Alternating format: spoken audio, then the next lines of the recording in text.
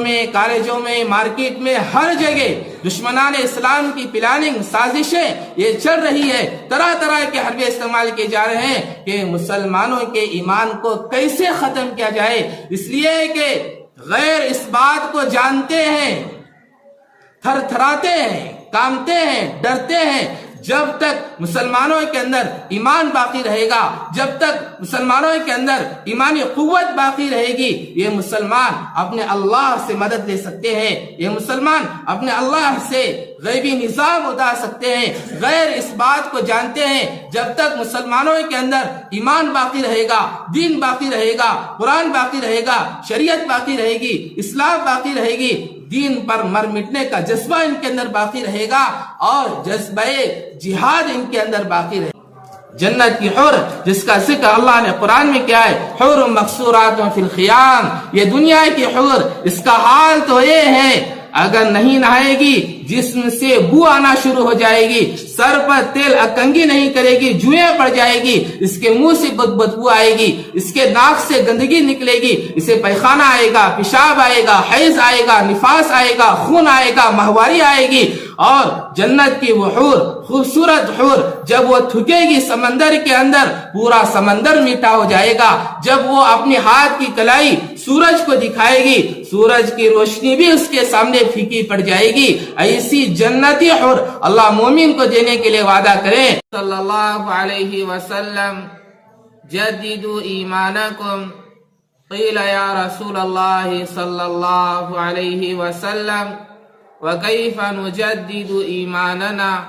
قال اکثروا من قول لا الہ الا اللہ. رواہ بخاری او کما قال علیہ الصلاة والسلام. محترم بھائیوں، بزرگوں، دوستوں، عزیزوں، قرآن مجید کی آیات، حدیث پاک کی روشنی میں آپ حضرات کے سامنے اس جمعہ میں جس عنوان پر گفتگو کرنا ہے، جو بات عرض کرنا ہے، وہ ہے حسن خاتمہ کی فکر کریں. حسن خاتمہ کا مطلب ہوتا ہے جب موت آئے تو مسلمان ہونے کی حالت میں موت آئے، مومن ہونے کی حالت میں موت آئے. اس کی فکر مرد کے لیے بھی ضروری ہے، عورت کے لیے بھی ضروری ہے. جب موت آئے تو مسلمان ہونے کی حالت میں میری موت آئے، مومن ہونے کی حالت میں میری موت آئے. اس کے تعلق سے چند باتیں عرض کروں گا. اللہ کے ذات سے قوی امید ہے آپ ان باتوں کو سنیں گے، ان باتوں پر عمل کریں گے اور ان باتوں کو اپنی زندگی میں اتاریں گے. قرآن مجید کی آیت میں اللہ رب العزت ارشاد فرماتے ہیں، یا ایھا الذین آمنوا اتقوا اللہ حق تقاتہ ولا تموتن الا وانتم مسلمون. اے ایمان والو، اللہ سے ڈرو جیسا کہ اس سے ڈرنے کا حق ہے. آگے فرمایا جب تمہیں موت آئے، مسلمان ہونے کی حالت میں موت آئے، مومن ہونے کی حالت میں موت آئے. اس آیت کے تحت میں علامہ ابن کثیر رحمت اللہ علیہ لکھتے ہیں، مسلمانوں تم اپنی صحت کی زندگی میں حافظوا علی ایمانکم فی حالت صحتکم و سلامتکم، تم اپنی صحت کی زندگی میں، عافیت کی زندگی میں، سکون کی زندگی میں اپنے ایمان کی حفاظت کرو گے تو اللہ رب العزت کی کریم ذات کی عادت، سنت یہ ہے کہ اللہ مصیبت اور موت کے وقت تمہارے ایمان کی حفاظت کریں گے. جب تم صحت کی زندگی میں، عافیت کی زندگی میں، سکون کی زندگی میں اپنے ایمان کی حفاظت کرو گے، اللہ مصیبت اور موت کے وقت تمہارے ایمان کی حفاظت کریں گے. مصیبت کا وقت کوئی تم سے کہہ رہا ہے کہ ایمان سے نکل جاؤ ورنہ تمہیں مار دیا جائے گا، قتل کر دیا جائے گا، تو اس مصیبت کے وقت اللہ تمہارے ایمان کی حفاظت کریں گے. کوئی تم سے یہ کہہ رہا ہے مندر کے سامنے جھکو، اس میں رکھے ہوئے بتوں کو اپنا رب مانو، اپنا معبود بناؤ، اللہ کا انکار کرو، رسول کا انکار کرو، قرآن کا انکار کرو، حدیث کا انکار کرو، تو اس مصیبت کے وقت اللہ تمہارے ایمان کی حفاظت کریں گے تب کہ تم اپنے صحت کی زندگی میں، عافیت کی زندگی میں، سکون کی زندگی میں اپنے ایمان کی حفاظت کی ہوگی، تو ان مصیبت کے وقت میں اللہ تمہارے ایمان کی حفاظت کرے گا۔ اور موت کے وقت ایمان کی حفاظت ہو جانا یہ اللہ کی بہت بڑی نعمت ہے۔ موت کے وقت ایمان کی حفاظت ہو جانا یہ بہت بڑی کامیابی ہے، یہ بہت بڑی کامیابی ہے۔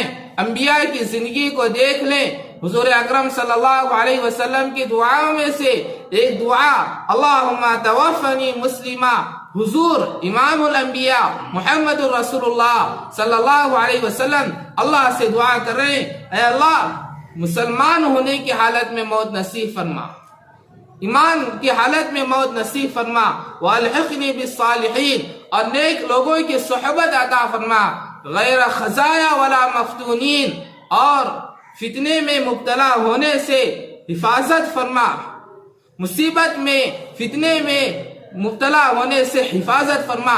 سرکار دو عالم صلی اللہ علیہ وسلم جیسا نبی دعا کر رہا ہے۔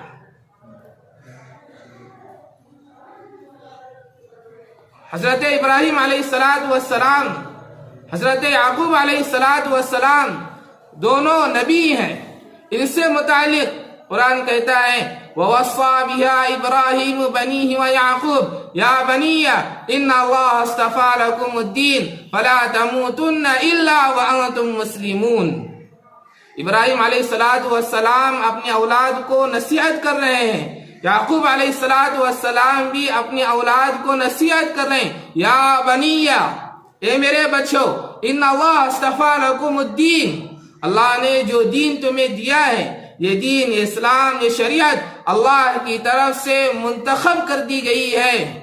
فلا تموتن الا وانتم مسلمون، میرے بچوں اب تم اس بات کی فکر کرو جب موت آئے تو مسلمان ہونے کی حالت میں موت آئے، مومن ہونے کی حالت میں موت آئے۔ انبیاء اپنی اولاد کو نصیحت کر کے مر رہے ہیں۔ حضرت یعقوب علیہ السلام سے متعلق پہلے پارے میں ام کنتم شہداء اذ حضر یعقوب الموت اذ قال لبنیہ ما تعبدون من بعدی قالوا نعبد الہک و الہ آبائک ابراہیم و اسماعیل و اسحاق الہ واحدا ونحن له مسلمون۔ اللہ رب العزت حضرت یعقوب علیہ السلام کے موت کے منظر کو پہلے پارے میں بیان کر رہے ہیں۔ ام کنتم شہداء اذ حضر یعقوب الموت، کیا ہے وہ قصہ حضرت یعقوب علیہ السلام کا موت کے وقت؟ حضرت یعقوب علیہ السلام بستر موت پر ہیں، سانسیں رک رک کر کے چل رہی ہیں، سکرات لگی ہوئی ہے۔ ایسے موقع پر یعقوب علیہ السلام اپنے بچوں کو بلایا اور کہنے لگے اذ قال لبنیہ ما تعبدون من بعدی، میرے بچوں میرے چلے جانے کے بعد تم کس کی عبادت کرو گے؟ میرے چلے جانے کے بعد تم کس کی عبادت کرو گے؟ یوسف ہے، نبی ہے، جس کے نام پر اللہ نے سورت کو نازل کیا ہے، کبھی شرک کا تصور ہو سکتا ہے؟ کبھی نہیں ہو سکتا۔ اور یوسف کے بھائی نبی تو نہیں ہے، البتہ علماء کا متفق علیہ فیصلہ ہے کہ اولیاء ضرور ہے، کبھی ان سے شرک ہو سکتا ہے؟ ہرگز نہیں۔ پھر حضرت یعقوب علیہ السلام سوال کر رہے ہیں اذ قال لبنیہ ما تعبدون من بعدی، میرے بچوں میرے چلے جانے کے بعد تم کس کی عبادت کرو گے؟ بچوں نے کہا قالوا نعبد الہک و الہ آبائک ابراہیم و اسماعیل و اسحاق الہ واحدا ونحن له مسلمون۔ ابا جی آپ آرام سے تشریف لے جائیے، ہم اس کی عبادت کریں گے جنہوں نے آپ دادا ابراہیم اسماعیل جس رب کی عبادت کی ہے اس رب کی ہم عبادت کریں گے۔ موت کے وقت بستر موت پر ہیں، یعقوب علیہ السلام اپنے بچوں کو سوال کر رہے ہیں، یہ نہیں سوال کر رہے ما تأکلون من بعدی، میرے چلے جانے کے بعد تم کیا کھاؤ گے؟ ما تشربون من بعدی، میرے چلے جانے کے بعد تم کیا پیو گے؟ ما تلبسون من بعدی، میرے چلے جانے کے بعد تم کیا پہنو گے؟ کیسے رہو گے؟ کیسی تجارت کرو گے؟ کیسے کاروبار؟ یہ نہیں کہہ رہے ما تاکلون من بعدی، میرے چلے جانے کے بعد تم کیا کھاؤ گے، یہ سوال نہیں ہے. سوال یہ ہے ما تعبدون من بعدی، میرے چلے جانے کے بعد تم کس کی عبادت کرو گے؟ یعقوب جیسا نبی بستر موت پر اپنے بچوں کو بلا کر کے نصیحت کر رہا ہے، بچوں جب موت آئے تو مسلمان ہونے کی حالت میں موت آئے، مومن ہونے کی حالت میں موت آئے. انبیاء بھی اپنے بچوں کو نصیحت کر کے مر رہے ہیں، جب موت آئے تو حسن خاتمہ پر موت آئے، کلمے کی موت آئے، مومن ہونے کی حالت میں موت آئے. حضرت یوسف علیہ السلام کی دعا، حضرت یوسف اللہ سے دعا کر رہے ہیں اور قرآن یوسف کی دعا کو نقل کر رہا ہے. ربی قد آتیتنی من الملک وعلمتنی من تأویل الاحادیث فاطر السماوات والارض انت ولی فی الدنیا والآخرہ توفنی مسلما والحقنی بالصالحین. یوسف علیہ السلام دعا کر رہے ہیں، اے میرے رب آپ نے مجھے بادشاہت نصیب فرمائی، سلطنت نصیب فرمائی، وعلمتنی من تأویل الاحادیث اور خوابوں کی تعبیر کا علم عطا فرمایا. فاطر السماوات والارض، زمین و آسمان کے بنانے والے اللہ، انت ولی فی الدنیا والآخرہ، تو ہی دنیا و آخرت میں میرا مددگار ہے. توفنی مسلما والحقنی بالصالحین، اے اللہ مجھے ایمان ہونے کی حالت میں موت نصیب فرما، نیک لوگوں کی صحبت نصیب فرما. یوسف جیسا نبی دعا کر رہا ہے، اے اللہ ایمان ہونے کی حالت میں موت نصیب فرما. اس آیت کے تحت معرف القرآن میں حضرت مفتی شفیع صاحب رحمۃ اللہ علیہ لکھتے ہیں، یوسف کی اس دعا کا اندازہ، اے اللہ مجھے سلطنت نصیب فرمائی، بادشاہت نصیب فرمائی اور خوابوں کی تعبیر کا علم عطا فرمایا، مسلمان ہونے کی حالت میں موت دے اور نیک لوگوں کی صحبت عطا فرما. یوسف کی اس دعا کا اندازہ، مسلمانوں اگر تمہیں یوسف جیسی سلطنت تمہیں مل جائے، یوسف جیسی بادشاہت بھی تمہیں مل جائے، یوسف جیسا حسن خوبصورتی بھی تمہیں مل جائے، اگر تمہیں یوسف جیسی عزت مل جائے، تب بھی تمہیں حسن خاتمہ سے بھی خوف نہیں ہونا چاہیے. ہمیشہ اس بات کی فکر کرنا چاہیے، جب میری موت آئے تو مسلمان ہونے کی حالت میں میری موت آئے، جب میری موت آئے تو مومن ہونے کی حالت میں میری موت آئے، اس بات کی فکر کرنی چاہیے. ایک حدیث میں ہے، حضور صلی اللہ علیہ وسلم ارشاد فرماتے ہیں، لا يدخل الجنت الا مومن، جنت میں صرف مومن جائے گا، جنت میں صرف مسلمان جائے گا. ایسی راحت کی جگہ، ایسی سکون کی جگہ، ایسی عافیت کی جگہ جہاں کی جوانی کبھی ختم ہونے والی نہیں ہے، ایسی خوبصورتی جس کی کوئی نظیر نہیں ہے، دودھ شہد شراب طہورہ کی نہریں جاری ہوگی، آب زمزم جسے پینے کے بعد جنت میں جانے تک ابھی پیاس نہیں لگے گی، جنت کی حور جس کا ذکر اللہ نے قرآن میں کیا ہے کہ حور مقصورات فی الخیام، حسین جمیل خوبصورت حوریں اللہ رب العزت جنتی کو عطا کریں گے. حضور صلی اللہ علیہ وسلم ارشاد فرماتے ہیں، جنت کیا چیز ہے، اللہ نے جنت کو کیسے بنایا ہے اس کا اندازہ اس سے کر لیجئے. جنت کی زمین کو اللہ نے زعفران سے بنایا ہے، جنت کی در و دیواروں کو اللہ رب العزت لؤلؤ والمرجان یاقوت موتیوں سے بنایا ہے. جنت میں جو محل اللہ نے بنایا ہے، ایک اینٹ سونے کا، ایک اینٹ چاندی کا، اس کی چھت اللہ کا عرش ہے، اس کی چھت رحمان کا عرش ہے. جنت ایسی جگہ ہے، جنت میں جنتی آدمی گھومنے کے لیے جب نکلے گا، اللہ کی طرف سے اس کے عرش کے سائے سے ایک ہوا نکلے گی، ایک ہوا چلے گی. جب یہ ہوا جنتی آدمی کے جسم کو لگے گی بس لگنے سے اس کے جسم میں پہلے سے بھی بہت زیادہ خوبصورتی آ جائے گی۔ اب وہ جنتی آدمی اپنے بیویوں کے پاس، حوروں کے پاس جائے گا۔ حوریں، بیویاں دیکھ کر کے یہ کہے گی جناب جب ہمارے پاس سے نکلے تھے تو آپ ہماری خوبصورتی کو دیکھ کر کے ہم پر فدا ہو رہے تھے، اور جب جنت گھوم کر کے آئے ہیں اب ہم تمہاری خوبصورتی کو دیکھ کر ہم تم پر فدا ہو رہے ہیں۔ جنت میں اللہ جنتی لوگوں کے لیے حسن کا بازار بنائیں گے۔ جنتی آدمی جب جنت میں داخل ہوگا، ایک حدیث میں ہے کہ 10 لاکھ فرشتے نوکر بن کر، غلام بن کر جنتی آدمی کے ارد گرد خدمت کرنے کے لیے کھڑے ہو جائیں گے۔ بڑی شان کے ساتھ اس کا استقبال ہوگا۔ جنت میں جوان بن کر رہوگے، کبھی بڑھاپا نہیں آئے گا۔ جنت میں ہمیشہ صحت مند رہوگے، کبھی بیماری نہیں آئے گی۔ آدم علیہ السلام جیسا قد اللہ نصیب کریں گے، یوسف علیہ السلام جیسا حسن اللہ نصیب کریں گے، داؤد علیہ السلام کی خوبصورت آواز اللہ نصیب کریں گے، نبی اکرم صلی اللہ علیہ وسلم جیسے اخلاق اللہ دیں گے، ایسے خوشحال، ایسے خوش رہیں گے، اللہ خوشیوں کا فیصلہ کر دیں گے۔ جنتی آدمی جب جنت میں داخل ہوگا، جب دروازے کو کھٹکھٹائے گا، کمرے میں اس کی حور بیٹھی ہوئی ہوگی، فرشتے اسے جا کر کے خبر کریں گے، تو جنت کی حور اپنے بستر کو سجا کر کے، اپنے بیڈ کو سجا کر کے خود باہر آ کر اپنے شوہر کا استقبال کرے گی، بڑی شان کے ساتھ استقبال کرے گی۔ جنتی حور کا بیڈ جس پر ریشم کے 70 گدے بچھے ہوئے ہوں گے، ریشم کی چادریں بچھائی ہوئی ہوگی، اس پر بیٹھے گا، اللہ ہزاروں لاکھوں حوریں اسے دیں گے۔ ہر حور سے حدیث میں آتا ہے 40 سال تک ہم مستری کرتے رہے گا، کبھی نہیں تھکے گا، اللہ وہ طاقت عطا کریں گے۔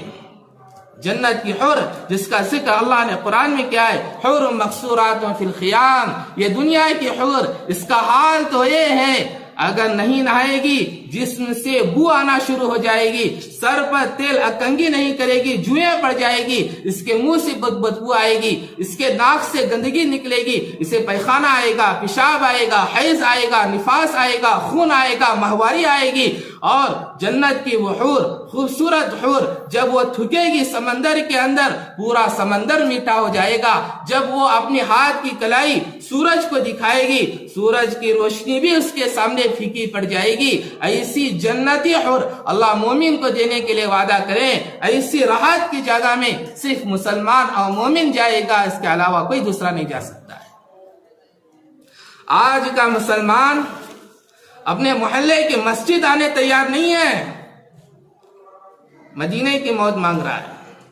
آج کا مسلمان اپنے محلے کی مسجد آنے تیار نہیں ہے، سجدے کی موت مانگ رہا ہے۔ آج کا مسلمان پیدل چل کر اپنے محلے کی مسجد آ کر 5 وقت کی نماز پابندی کے ساتھ پڑھنے کے لیے تیار نہیں ہے، دعا کر رہا ہے مرتے ہی سیدھا جنت میں چلے جائے۔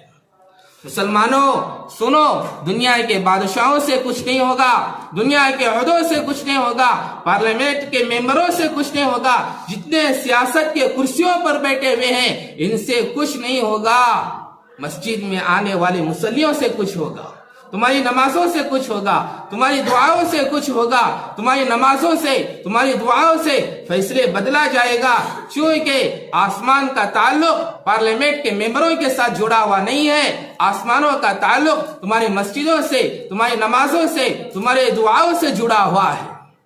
آج مسجدیں ویران ہیں، خالی ہیں، صفیں خالی ہیں، مارکیٹ عام ہے، بازار عام ہے، زنا کا اڈا عام ہے، شراب کے اڈے عام ہے۔ انسان ناجائز جگہ پر اپنے پیسے خرچ کر رہا ہے اور نماز پڑھنے کے لیے تیار نہیں ہے اور دعا کر رہا ہے کہ مرتے ہی سیدھا جنت میں چلے جائے۔ یہ کیسی آرزو ہے، کیسی تمنا ہے؟ ارے گناہ کا کام کرے، نتیجہ اللہ سے ثواب کی امید رکھے۔ اولیاء بھی اللہ سے ڈرا کرتے تھے، اولیاء بھی اللہ سے ڈرا کرتے تھے۔ اللہ نے ایمان دیا ہے، اس کی حفاظت کرو، اس کی حفاظت ایسی کرو جیسے تم کمائی ہوئی دولت کی حفاظت کرتے ہو۔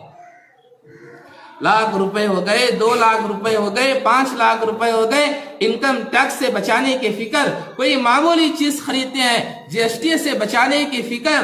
याद रखो, ईमान की दौलत पैसों की दौलत से भी बहुत ज्यादा बड़ी हुई है।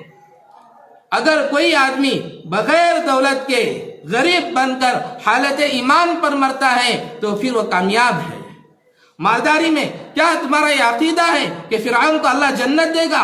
क्या तुम्हारा ये अकीदा है शद्दाद को अल्लाह जन्नत देगा? क्या तुम्हारा ये अकीदा है नमरूद को अल्लाह जन्नत देगा? क्या तुम्हारा ये अकीदा है वक्त के जालिमों, फिरौनों, हामानों को अल्लाह जन्नत देगा?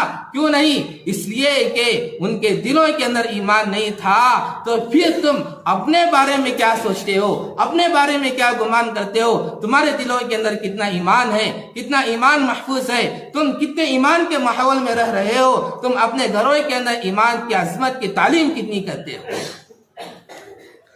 आज स्कूलों में, कॉलेजों में, मार्केट में, हर जगह दुश्मनान इस्लाम की प्लानिंग, साजिशें ये चल रही है। तरह तरह के हरबे इस्तेमाल किए जा रहे हैं कि मुसलमानों के ईमान को कैसे खत्म किया जाए। इसलिए कि गैर इस बात को जानते हैं, थर थराते हैं, कांपते हैं, डरते हैं। जब तक मुसलमानों के अंदर ईमान बाकी रहेगा, जब तक मुसलमानों के अंदर ईमानी कुव्वत बाकी रहेगी, ये मुसलमान अपने अल्लाह से मदद ले सकते हैं। ये मुसलमान अपने अल्लाह से गैबी निजाम उतार सकते हैं। गैर इस बात को जानते हैं, जब तक मुसलमानों के अंदर ईमान बाकी रहेगा, दीन बाकी रहेगा, कुरान बाकी रहेगा, शरीयत बाकी रहेगी, इस्लाम बाकी रहेगी, दीन पर मर मिटने का जज्बा इनके अंदर बाकी रहेगा और जज्बे जिहाद इनके अंदर बाकी रहेगा।